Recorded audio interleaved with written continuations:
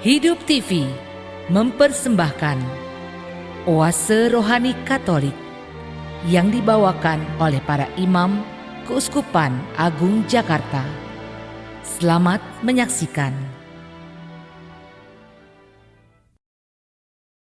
Salam damai dan salam jumpa sahabat Oase Rohani Katolik yang terkasih. Kita berjumpa kembali pada Selasa Paskah ketiga dan sungguh senang saya Patricia Elsa sudah bersama dengan Romo Ambrosius Lolong PR yang akrab kita sapa dengan Romo Rosi. Dan kita menyapa dahulu Romo Rosi. Romo, salam jumpa, salam Paskah juga. Selamat Paskah juga semuanya. Sehat ya Romo ya? Puji Tuhan, sehat. Iya, amin, luar biasa. Dan sahabat Oase Rohani Katolik, kita akan awali acara Oase Rohani Katolik dengan doa bersama dengan Romo Rosi. Mari kita siapkan hati dan budi kita. Kita mau mohon berkat dan bimbingan Roh Kudus untuk permenungan kita hari ini. Dalam nama Bapa dan Putra dan Roh Kudus. Amin. Allah Bapa yang Maha Pengasih, Engkau senantiasa menyertakan kepada kami rahmat kehidupan baru, sehingga pada hari ini kami boleh senantiasa memuji dan memuliakan nama-Mu. Lebih daripada itu, perkenankanlah kami putra-putrimu yang hendak merenungkan dan mendengarkan sabda-Mu secara khusus untuk mengenal bahwa Yesus adalah Sang Roti Hidup yang boleh turun dari surga demi keselamatan kami. Ajarkanlah kepada kami agar kami boleh memiliki hati yang percaya kepadanya, di mana kami boleh senantiasa menautkan hati kami kepada Kristus, Putra-Mu yang terkasih. Bimbinglah kami dalam permenungan kami hari ini, agar kami boleh semakin diperkaya secara rohani dan hidup kami keseharian kami boleh dikuatkan selalu. Demi Kristus Tuhan dan pengantara kami. Amin. Dalam nama Bapa dan Putra dan Roh Kudus. Amin. Pada Selasa Paskah ketiga, bacaan yang akan kita baca dan dengarkan bersama. Bacaan pertama dari Kisah Para Rasul bab 7 ayat 51 sampai dengan bab 8 ayat 1a. Dan bacaan Injil menurut Yohanes bab 6 ayat 30 sampai dengan 35. Kita awali dengan membaca dari Kisah Para Rasul. Di hadapan sidang Mahkamah Agama Yahudi, Stefanus berkata kepada imam besar, para penatua dan ahli Taurat, "Hai orang-orang yang keras kepala, yang tidak bersunat hati dan telinga, kamu selalu menentang Roh Kudus sama seperti nenek moyangmu. Demikian juga kamu. Siapakah dari nabi-nabi yang tidak dianiaya oleh nenek moyangmu? Bahkan mereka membunuh orang-orang yang telah menubuatkan kedatangan orang benar, yang sekarang telah kamu hianati dan kamu bunuh. Kita telah menerima hukum Taurat yang disampaikan oleh malaikat-malaikat, tetapi kamu tidak menurutinya." Mendengar semuanya itu, para anggota Mahkamah Agama sangat tertusuk hatinya. Maka mereka menyambutnya dengan gertakan gigi. Tetapi Stefanus yang penuh dengan Roh Kudus menatap ke langit, ia melihat kemuliaan Allah dan Yesus berdiri di sebelah kanan Allah. Maka katanya, "Sungguh, aku melihat langit terbuka dan Anak Manusia berdiri di sebelah kanan Allah." Maka berteriak-teriaklah mereka dan sambil menutup telinga serentak menyerbu dia. Mereka menyeret dia keluar kota lalu melemparinya dengan batu. Dan saksi-saksi meletakkan jubah mereka di depan kaki seorang muda yang bernama Saulus. Sementara dilempari batu, Stefanus berdoa, "Ya Tuhan Yesus, terimalah rohku." Sambil berlutut, Stefanus berseru dengan suara nyaring, "Tuhan, janganlah tanggungkan dosa ini kepada mereka." Dan dengan perkataan itu, meninggallah Stefanus. Saulus juga setuju bahwa Stefanus mati dibunuh. Demikianlah sabda Tuhan. Syukur kepada Allah. Mari kita tanggapi dengan Mazmur tanggapan. Ke dalam tangan-Mu Tuhan, kuserahkan nyawaku. Ke dalam tangan-Mu Tuhan kuserahkan nyawaku. Jadilah bagiku gunung batu tempat berlindung, dan kubu pertahanan untuk menyelamatkan daku. Sebab Engkaulah bukit batu dan pertahananku. Oleh karena nama-Mu, Engkau akan menuntun dan membimbing aku. Ke dalam tangan-Mu Tuhan kuserahkan nyawaku. Ke dalam tangan-Mu kuserahkan nyawaku. Sudilah membebaskan daku ya Tuhan Allah yang setia. Tetapi aku percaya kepada Tuhan, aku akan bersorak-sorai dan bersuka cita karena kasih setia-Mu. Ke dalam tangan-Mu Tuhan kuserahkan nyawaku. Buatlah wajah-Mu bercahaya atas hamba-hamba-Mu. Selamatkanlah aku oleh kasih setia-Mu. Engkau menyembunyikan mereka dalam naungan wajah-Mu terhadap persengkokolan orang-orang. Ke dalam tangan-Mu Tuhan kuserahkan nyawaku. Sahabat Oase Rohani Katolik, kita siapkan hati, kita akan mendengarkan Injil Yesus Kristus menurut Yohanes, bab 6 ayat 30 sampai dengan 35. Haleluya, haleluya, haleluya. Haleluya, haleluya, haleluya. Akulah roti hidup, sabda Tuhan. Barang siapa datang kepadaku, ia tidak akan lapar lagi. Haleluya, haleluya, haleluya. Tuhan sertamu. Dan sertamu juga. Inilah Injil Yesus Kristus menurut Santo Yohanes. Dimuliakanlah Tuhan.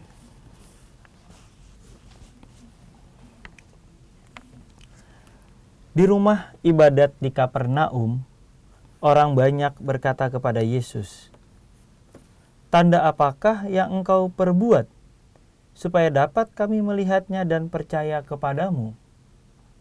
Pekerjaan apakah yang Engkau lakukan? Nenek moyang kami telah makan mana di padang gurun, seperti ada tertulis, mereka diberinya makan roti dari surga." Maka kata Yesus kepada mereka, "Aku berkata kepadamu, sesungguhnya bukan manusia yang memberikan kamu roti dari surga, melainkan Bapa-Ku yang memberikan kamu roti yang benar dari surga.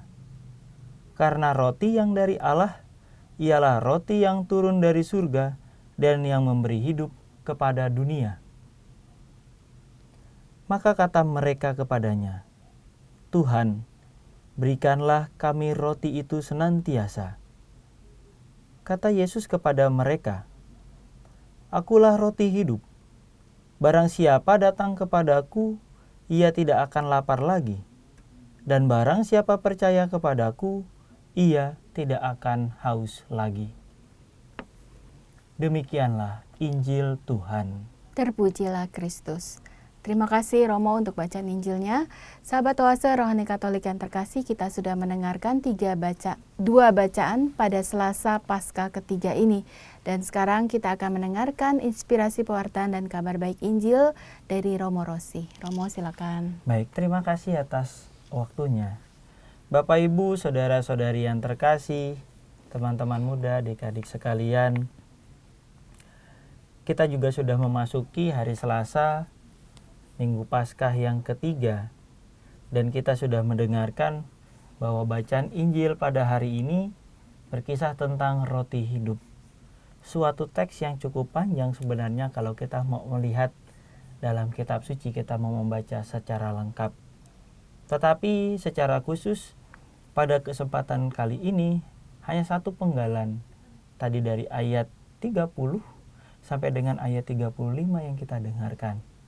Tetapi dari inspirasi bacaan yang seperti itu yang sudah kita dengar, kita dapat belajar banyak hal dan menimba inspirasi dari sabda Allah. Pada kesempatan kali ini, saya ingin menawarkan suatu refleksi yang sangat sederhana, semoga juga bisa memperkaya hidup iman kita. bagaimana kita mau tumbuh dan berkembang menjadi pribadi yang percaya kepada Kristus. Percaya, saya renungkan, sebagai suatu kesempatan bagi kita untuk menjadikan pengalaman Allah sebagai milik pribadi kita. Tidak mungkin kalau kita bisa percaya itu berdasarkan dari pengalaman hidup orang lain. Justru pengalaman dengan Allah mau kita sarikan menjadi milik kita, dan itulah menjadi tempat bagi kita untuk boleh percaya kepada Tuhan. Teks yang kita dengar adalah suatu penggalan dari teks panjang mengenai roti hidup. Katakanlah bahwa teks panjang mengenai roti hidup ini adalah suatu diskusi antara Yesus dengan orang-orang yang mengikutinya. Kalau kita mau mencermati bagaimana diskusi ini bisa terjadi, karena sudah ada pengalaman yang sudah mendahului. Pada bab ke-6, di awal bab ke-6 dikisahkan di sana bahwa Yesus itu memberi makan kepada 5.000 orang. Bagaimana kita tahu bahwa dalam kisah itu Yesus menggandakan 5 roti dan 2 ikan sampai pada akhirnya tersisa atau lebih 12 bakul. Gitu. Ini adalah pengalaman konkret yang dialami oleh orang-orang yang mengikuti Yesus dan khususnya juga para murid.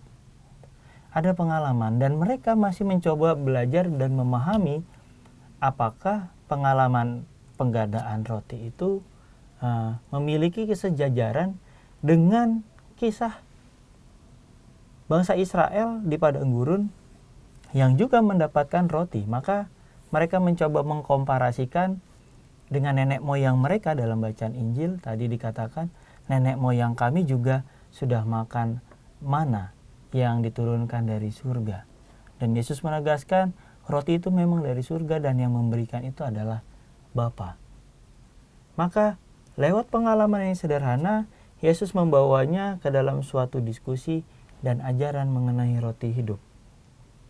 Dan pengalaman yang diawali dengan penggandaan roti menjadi topik yang hangat untuk diperbincangkan.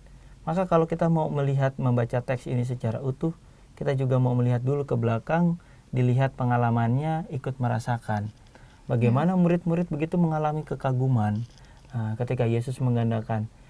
Yesus peduli dengan mereka yang mengikuti, lalu memberikan kepada mereka makan yang hanya bermodalkan 5 roti dan 2 ikan. Maka roti yang sedikit tapi mampu memenuhi kebutuhan begitu banyak orang menjadi sebuah topik yang layak untuk mereka diskusikan secara lebih spesifik. Bahkan mereka sampai menanyakan, siapakah engkau Yesus? Gitu. Bukan sesuatu yang eksplisit, tetapi dari sebuah diskusi itu kita bisa memahami bahwa ini Yesus ini siapa sampai ia pun bisa seperti itu. Maka orang-orang banyak meminta tanda gitu, supaya mereka tetap hidup. Gitu. Maka dalam permenungan saya merefleksikan bahwa Yesus itu adalah berkat bagi banyak orang dan sekaligus menjadi pembawa berkat bagi orang-orang yang ada di sekitarnya. Yesus mengatakan bahwa roti yang dari Allah ialah roti yang turun dari surga dan yang memberi hidup kepada dunia. Barang siapa datang kepadaku, ia tidak akan lapar, dan barang siapa percaya kepadaku, ia tidak akan haus lagi. Hal ini kita temukan secara nyata dalam diri Yesus. Ia sendiri adalah Allah yang menjadi manusia, turun dari surga, memberikan jaminan kehidupan bagi kita. Dan dalam misteri Paskah, kita menyadari bahwa keselamatan itu juga berpangkal pada Yesus. Yesus mau menderita, wafat, akhirnya bangkit. Sehingga kita punya gambaran bagaimana kehidupan kita yang selaras dengan Yesus akan mengalami perjalanan yang kurang lebih sama. Kita mengalami penderitaan, tetapi kita juga punya jaminan keselamatan bahwa kita akan dibangkitkan. Kehidupan dalam kisah mengenai roti ini dilambangkan dengan rasa kenyang dan fakta adanya kelimpahan yang kita lihat secara konkret dalam kisah mengenai penggandaan roti. Barang siapa percaya akan selamat, kurang lebih Yesus yang mengatakan demikian. Maka selalu ada ada fakta bahwa itu seakan-akan tidak mampu terpenuhi. Ya. Semua yang bisa kita ukur itu kan sampai pada satu titik tampaknya kalau lebih dari ini kayaknya kita tidak bisa deh. Kayaknya kalau kita memberi makan sekian ribu orang yang mengikuti dengan hanya 5 roti, itu kayaknya tidak mampu. Karena orang bisa mengukur. Saya tuh kenyang kalau makan misalnya 1 roti dengan 1 ikan. Ya. Kalau misalnya hanya ada 5 roti, berarti hanya 5 orang. Sementara di sini ada orang sekian ribu gitu kan. Yang pengen kita bisa ukur, nah berjumpa dengan kelimpahan kasih Tuhan gitu, yang terpancar lewat kelimpahan makanan, sehingga orang-orang mempertanyakan, mengajak berdiskusi kepada Yesus, siapakah engkau sehingga bisa menggandakan roti? Lalu yang menarik bagi saya di sana justru adalah kata percaya, gitu. Kata di mana barang siapa ia datang kepadaku atau barang siapa ia percaya, artinya di sana ada keterbukaan hati terhadap kehadiran Yesus. Mereka tidak akan lapar dan mereka tidak akan haus. Dan disinilah saya mau mengatakan bahwa ketika kita belajar untuk percaya kepada Tuhan, itu adalah kesempatan bukan hanya sekedar oh ya saya hanya mau ikut gitu. Saya percaya bahwa dia itu hebat, dia bisa menggandakan roti, dia bisa menyembuhkan orang, bahwa Yesus itu sudah wafat, bangkit untuk menyelamatkan saya. Rasanya itu tidak cukup gitu. Tetapi harus menjadi pengalaman ini pengalaman iman milikku gitu. Betulkah bahwa Yesus yang menyelamatkan diriku itu sungguh-sungguh aku rasakan, aku hidupi di dalam hidup sehari-hari? Maka persoalan mengenai percaya bagi saya bukan hanya sekedar ikut-ikutan saja. Saya sudah mendengar banyak pengajaran tentang Kristus. Saya sudah tahu mengenai Kristus. Tetapi kalau itu tidak menjadi milik kita, di sana kita belum menjadi pribadi yang percaya. Kurang lebih gambarannya itu seperti itu yang saya renungkan ketika mencoba melihat dinamika dan mencoba hadir bersama dengan Yesus dalam kisah mengenai roti hidup ini. Apa sebenarnya menjadi percaya kepada Yesus? Di sana jawabannya yang saya renungkan adalah menjadikan pengalaman hidup bersama Yesus menjadi pengalaman iman milikku. Sehingga ketika kita ditanya siapakah Yesus bagiku, kita bisa mengatakan Yesus bagiku adalah sahabat, ia adalah guru, atau dan segala macam. Karena itu bersumber dari pengalaman personal dengan Yesus Kristus sendiri. Ya, itu baik. Yang saya renungkan. Baik Romo, terima kasih. Tadi Romo sempat menyinggung pengalaman dengan Yesus itu menjadi pengalaman milik kita pribadi, lepas pribadi ya, masing-masing pribadi Romo. Dan menarik sekali di sini Yesus mengibaratkan dirinya itu seperti roti hidup. Dan kalau kita bayangkan roti kan itu makanan keseharian bangsa Israel saat itu, bahkan juga sekarang ya Romo ya, kita sering kali menjumpai roti dan mungkin sarapan pagi ini kita roti ya Romo ya. Nah, Yesus mengibaratkan dia itu seperti roti, yang artinya roti itu kan kita harus makan kan, dan kita bisa rasakan gitu di dalam pencernaan kita, roti itu kita makan gitu, masuk. Jadi tadi Romo katakan mengikuti Yesus nggak cuma sekedar mengikuti Yesus, tapi harus juga mencecap Yesus itu sendiri ya Romo ya. Ya lewat Ekaristi ya Romo? Betul. Kalau kita omong soal roti pasti kita langsung ingat bahwa itu Ekaristi gitu ya. Betul sekali bahwa pengalaman yang paling konkret dalam gereja kita adalah ketika kita bersatu dengan Kristus lewat Ekaristi. Ketika kita menerima komuni kudus itu, kita terima, kita makan. Bukan hanya persoalan kita bawa makan lalu kita kenyang, tetapi betul nggak kita bisa sungguh-sungguh mencecap kehadiran Kristus? Karena perayaan Ekaristi bukan hanya sekedar terima komuni saja, tetapi di sana juga sudah mulai sejak awal, lalu kita mendengarkan sabda, lalu kita berdoa bersama sampai pada akhirnya kita menerima Kristus. Dan jangan lupa bahwa kita juga diutus untuk mewartakan Kristus. Jangan sampai ketika Kristus kita terima hanya untuk saya saja. Betul bahwa kita yang mencecap, tetapi dari situ kita mau membagikan juga dengan orang lain. Betul-betul bagi saya ketika mengingat mengenai persoalan mengenai roti, kita akan ingat dengan Ekaristi. Maka pertanyaannya adalah, kalau misalnya itu dirayakan dalam perayaan Ekaristi, tadi Elsa juga mengatakan kalau kita makan itu kan ya kita kunyah, gitu. Ya, rotinya nggak tahu kalau pagi ini kita makan dengan rasa apa, gitu kan. Pasti kita sudah mulai merasakan itu kan. Kalau kita mau pakai coklat, ketika kita makan, ya kita merasakan ada rasa coklat. Lalu kita telan dan kita merasa kenyang. Dan kita bisa beraktivitas. Kurang lebih proses kita untuk mencecap dan mengalami Kristus juga demikian. Mungkin kita tidak tahu rasanya, tetapi yang kita tahu ketika kita mulai mencecap, oh ini toh kalau saya mengalami Kristus. Pertanyaannya adalah, bagaimana? Nah, bagi saya lewat pengalaman Ekaristi itu yang bisa menjemput kita masuk berjumpa dengan Kristus. Ya, baik Romo. Lalu saya pengen nanya Romo,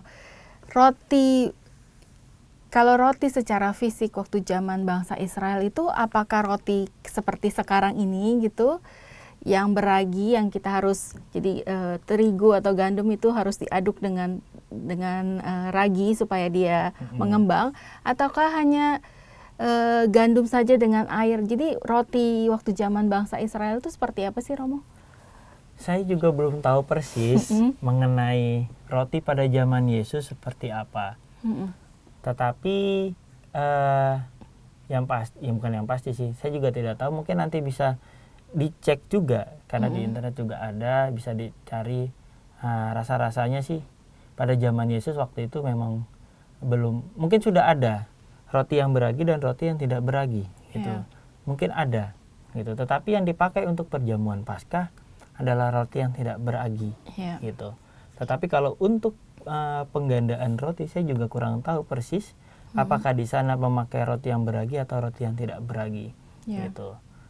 Tetapi bagi saya persoalannya bukan ragi atau tidaknya, itu nanti ada persoalan permenungan lain lagi.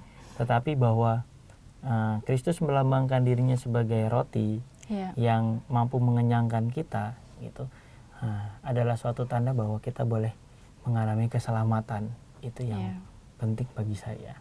Gitu. Roti yang mengenyangkan sehingga kita juga bisa hidup ya, survive ya Romo ya dalam perziaran yang kita lewati sekarang ini. Baik Romo, terima kasih. Kita akan jeda dahulu sesaat, tetaplah di acara Oase Rohani Katolik. Hidup TV mempersembahkan Oase Rohani Katolik yang dibawakan oleh para imam Keuskupan Agung Jakarta. Selamat menyaksikan. Terima kasih Anda masih bersama dengan kami, sahabat Oase Rohani Katolik yang terkasih. Masih bersama dengan Romo Ambrosius Lolong PR, yang akrab kita sapa dengan Romo Rosi dan saya Patricia Elsa. Kita akan lanjutkan kembali Romo. Baik. Cukup seru tadi sesi awal bicara tentang roti hidup. Nah Romo bisa sampaikan apa lagi kepada seluruh pendengar dan pemirsa? Bapak Ibu, saudara-saudari yang terkasih, teman-teman muda, adik-adik sekalian, ketika kita tadi di sesi pertama juga ketika ingat mengenai roti hidup dan kita akrab merayakannya setiap hari Minggu, gitu ya. Mungkin juga ada yang menghidupi misa harian, sehingga setiap hari juga bisa menerima tubuh Kristus juga.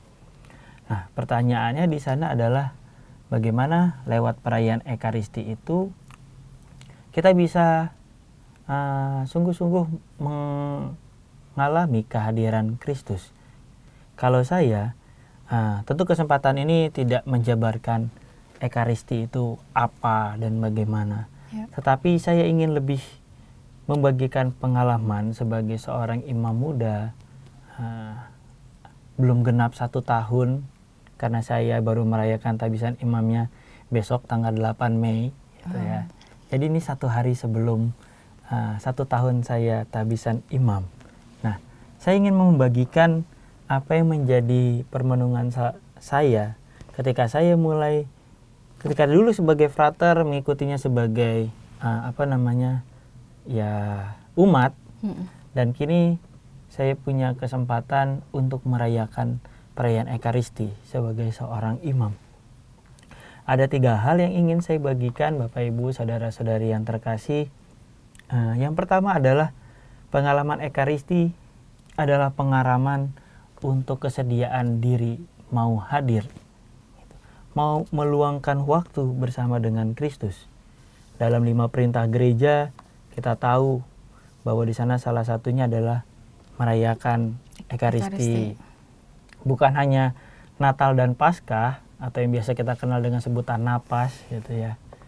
Jadi bukan seperti itu, tetapi setiap minggunya kita diundang terus-menerus untuk merayakan. Gitu. Syukur-syukur sudah ada yang dengan kerelaan hatinya mengikuti Ekaristi Kudus setiap harinya.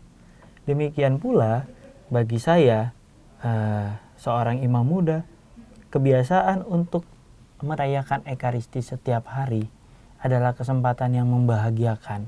Gitu. Walaupun itu dirayakan di lingkungan, ataupun kalau misalnya hari itu tidak ada misa, saya bersyukur saya bisa merayakan Ekaristi secara pribadi. Walaupun seorang diri, tetapi tetap intensinya untuk gereja secara universal. Dan ini adalah kesempatan bagi kita. Yang pertama adalah, maukah kita untuk menyediakan diri untuk Tuhan? Kesediaan kita untuk mau hadir merupakan upaya kita mengosongkan diri sejenak dari berbagai macam kesibukan.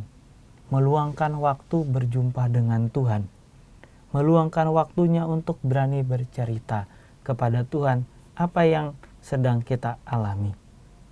Hal ini bukan perkara bahwa saya mau datang ke gereja.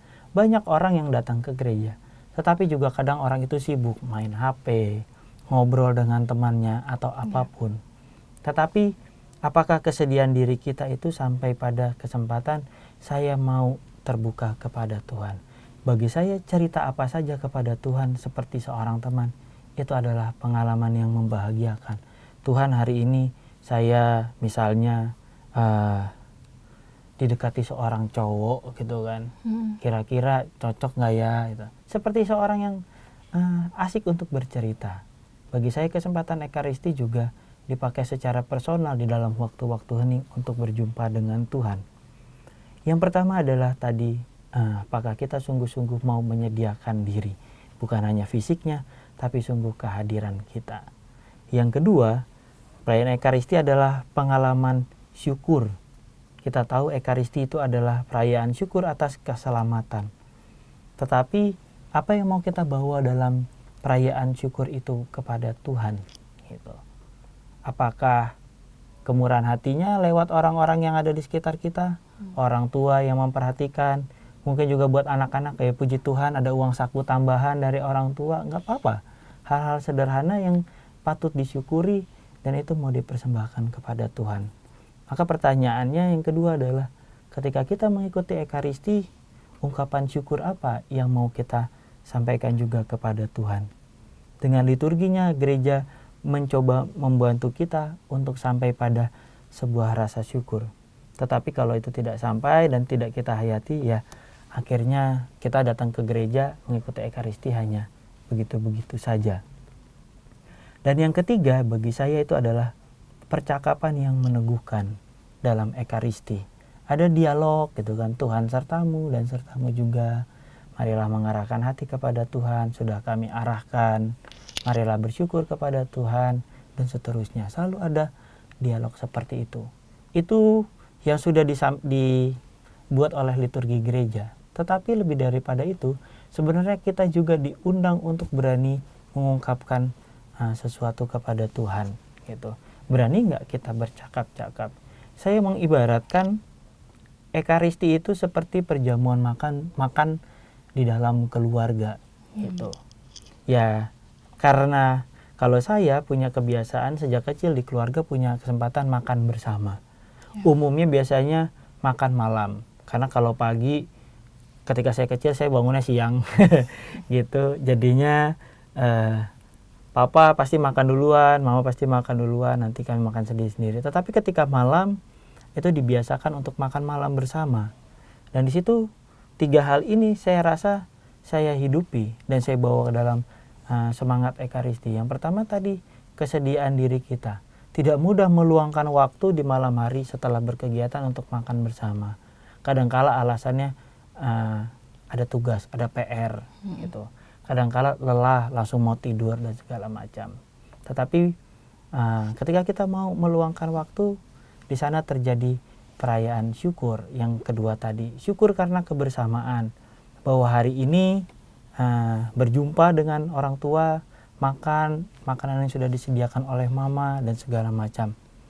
Dan yang ketiga, dalam kesempatan makan selalu ada percakapan. Bukan berarti lagi makan lalu ngomong ya, gitu. Tetapi sambil makan itu kita bisa bersenda gurau, tanya jawab. Dek, hari ini ada tugas apa? Biasa papa sama mama saya tanya seperti itu. Hari ini ada ulangan atau enggak? Guru di sekolah bagaimana? Lalu nanti papa saya tanya dengan mama saya, tadi hari ini di rumah ngapain aja, ada berita apa dari RT dan lingkungan, dan segala macam. Sehingga ada satu percakapan, saling memperhatikan, dan di situ juga akhirnya diteguhkan. Dan inilah pengalaman saya ketika merayakan Ekaristi. Di sana juga ada keterbukaan hati secara personal, ungkapan syukur yang boleh saya alami karena rahmat kasih Tuhan, dan juga ada semangat untuk hidup berkomunitas lewat percakapan itu. Itu yang saya maknai selama ini kurang lebih 1 tahun menjadi imam, merayakan perayaan Ekaristi, merayakan roti hidup itu sendiri. Iya. Gitu. Dan saya mau ini ya Romo, waktu saya perayaan Ekaristi kan umat saling menjawab, apalagi waktu pas privasi agung ya. Iya. Tuhan kan Romo kan Tuhan sertamu. Terus kita umat dan sertamu juga. Pada saat itu saya merasa ya betapa beruntungnya dan it's a bliss gitu. Maksudnya seorang Romo mendapat reply jawaban Tuhan sertamu dari begitu banyak orang gitu ya Romo. Berarti kan itu seperti kita juga mendapatkan berkat dari ucapan orang-orang itu ya Romo ya. Itu yang kadangkala yang membuat kita terenyuh ya. Kalau saya sih merasa itu membuat saya gila, luar biasa sekali gitu. Bahwa posisi saya sebagai imam ketika memimpin dengan umat yang dipimpin itu saling mendoakan gitu. Tuhan sertamu dan Tuhan juga sertamu juga gitu gitu kan. Artinya kita mendoakan umat dan meyakinkan umat bahwa Tuhan menyertai mereka, umat pun membalas dan meyakini bahwa Tuhan juga menyertai imamnya gitu. Lalu marilah kita mengarahkan hati kepada Tuhan. Sudah kami arahkan. Marilah bersyukur kepada Tuhan Allah kita, sudah layak dan sepantasnya gitu. Jadi bukan hanya sekedar bahwa saya memimpin, tetapi saya merasa seperti kita bersama-sama sedang berdoa gitu. Dan Tuhan hadir bersama dengan kita, dan itu yang betul kata Elsa tadi katakan, it's a bliss gitu. Mungkin ya sesuatu yang tidak terkatakan bisa kita, tapi bisa kita rasakan sendiri. Gitu. Itu yang bagi saya juga menarik. Itu menjadi peneguhan juga ya bagi sosok seorang imam juga ya Romo. Pasti, ya. gitu. Ya di saat-saat mungkin ya tadi seorang imam kan memang apalagi kan gereja Katolik kan harus tunduk taat, terus juga hidupnya baik, dan juga yang pasti kan selibat dan segala seperti itu.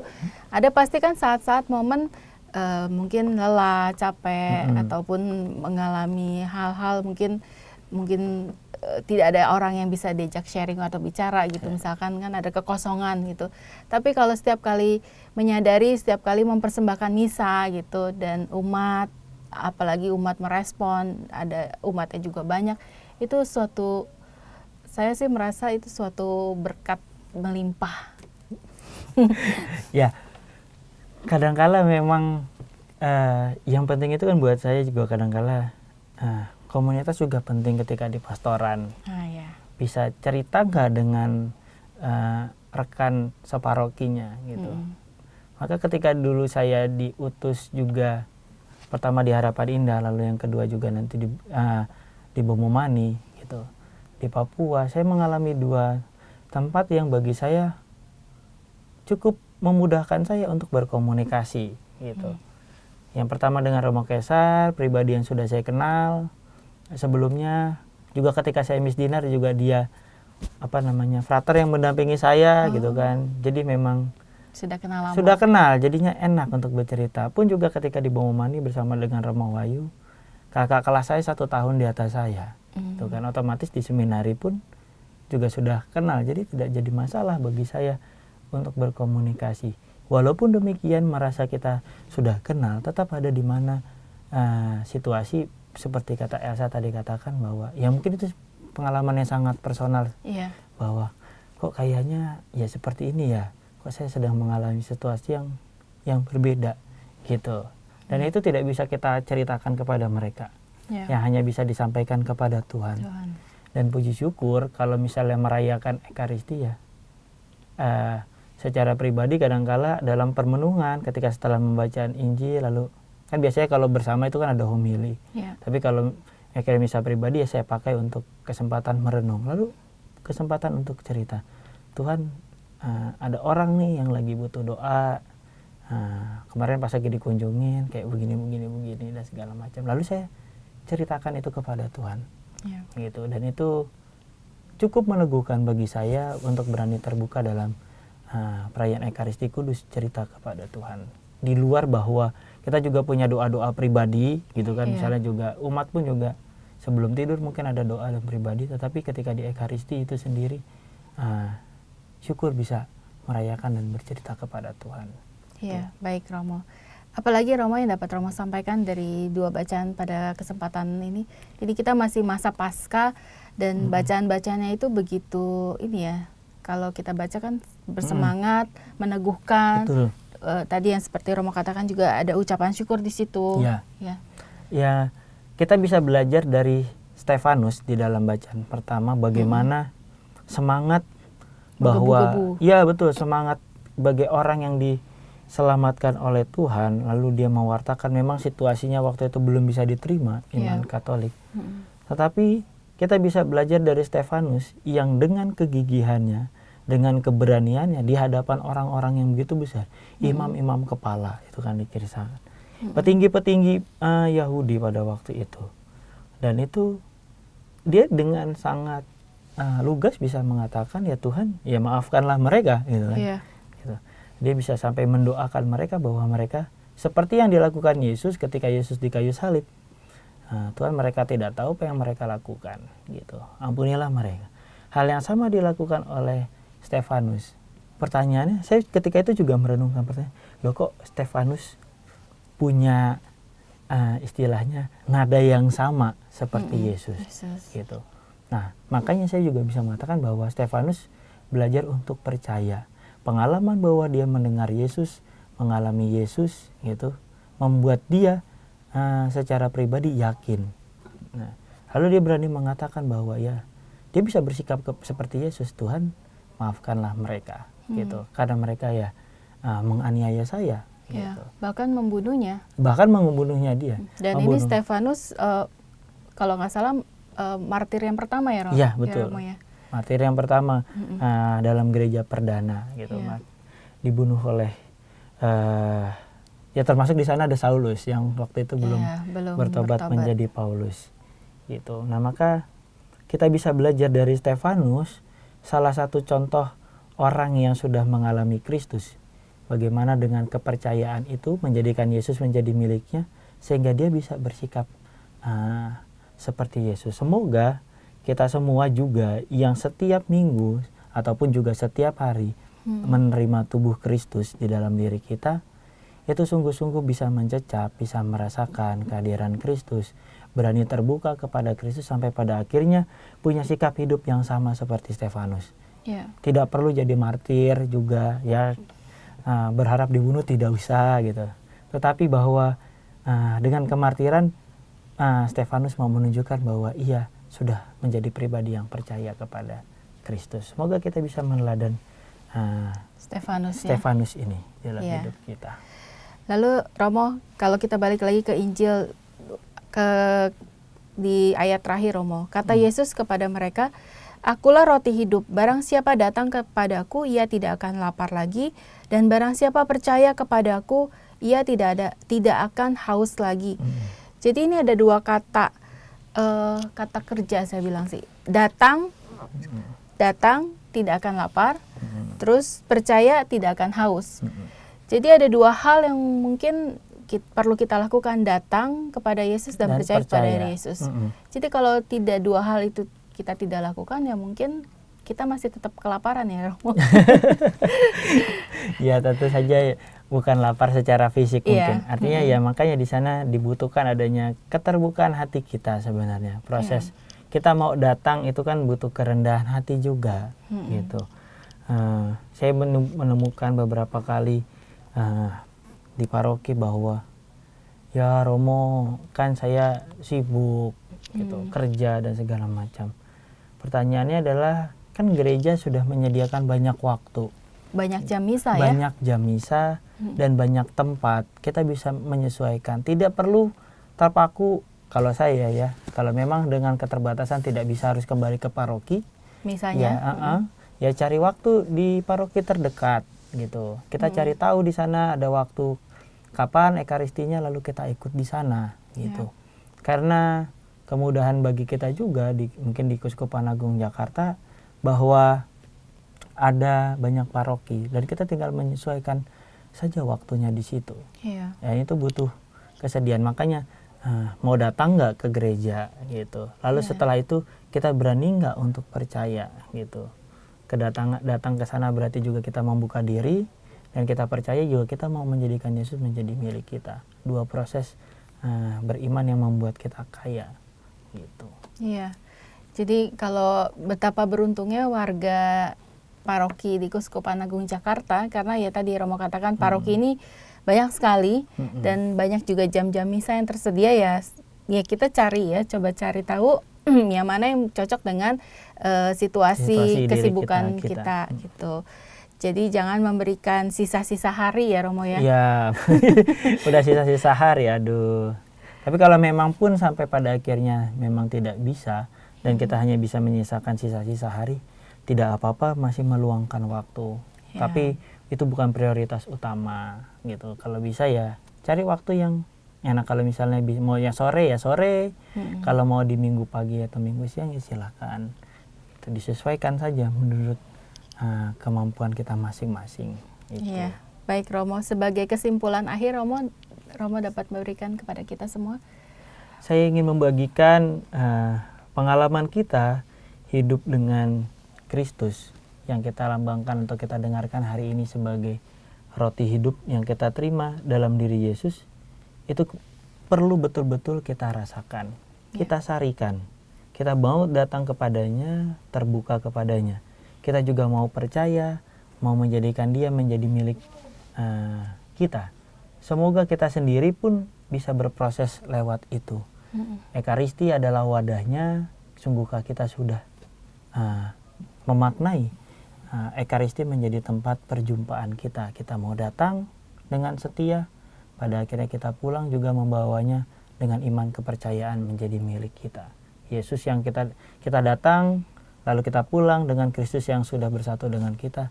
Semoga itu juga menjadi kekuatan kita, lambang kehidupan. Bukan hanya hidup kita bisa bernafas, kita bisa beraktivitas, tetapi hidup yang penuh gairah, yang membuat kita melakukan sesuatu itu dengan penuh semangat. Semoga roti hidup itu sendiri yang menyemangati hidup kita sehari-hari. Begitu. Amin. Dan terima kasih Romo sudah memberikan inspirasi pewarta dan kabar baik Injil kepada kita semua. Sahabat Oase Rohani Katolik yang terkasih, tanpa terasa kita akan akhiri acara ini. Tapi sebelumnya kita akan memohon doa dan berkat melalui Romo Rosi. Mari kita hening sejenak. Kita mau mensyukuri segala permenungan kita. Semoga Allah sendiri juga yang menyertai perjalanan hidup kita sehari-hari. Dalam nama Bapa dan Putra dan Roh Kudus. Amin. Allah Bapa yang Maha Pengasih dan Penyayang, kami bersyukur atas rahmat keselamatan yang boleh kami rasakan lewat perayaan Paskah, bahwa Putra-Mu terkasih Tuhan kami Yesus Kristus rela berkorban bagi kami. Dan pada kesempatan hari ini, kehidupan dan keselamatan itu boleh kami renungkan bagaimana Kristus melambangkan dirinya sebagai roti hidup. Roti yang boleh kami nikmati, boleh kami rasakan dalam perayaan Ekaristi, yang boleh kami terima lalu kami bawa pulang untuk menyemangati segala perjalanan hidup dan iman kami sehari-hari. Kami bersyukur untuk itu semua, dan kami mohon bimbingan Roh Kudus-Mu, agar perjalanan hidup kami sehari-hari boleh selaras dengan kehendak Putra-Mu yang terkasih, Tuhan kami Yesus Kristus. Ajarilah kami untuk senantiasa bersyukur, memiliki hati yang terbuka dan percaya kepadamu. Semoga kami boleh senantiasa melaksanakan kehendak-Mu dalam hidup kami sehari-hari bersama dengan orang-orang yang kami cintai. Maka untuk itu semua, kami senantiasa memohonkan penyertaan dan juga berkat-Mu. Tuhan sertamu dan sertamu juga. Semoga saudara sekalian, orang-orang yang kita doakan dan kita cintai, tugas dan tanggung jawab yang Tuhan percayakan kepada kita, senantiasa dilindungi, dibimbing dan diberkati oleh Allah yang Maha Kuasa, dalam nama Bapa dan Putra dan Roh Kudus. Amin.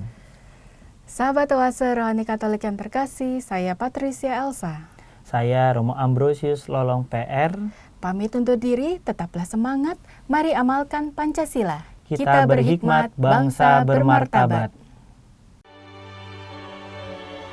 Demikianlah Oase Rohani Katolik yang dibawakan oleh para imam Keuskupan Agung Jakarta. Tuhan memberkati.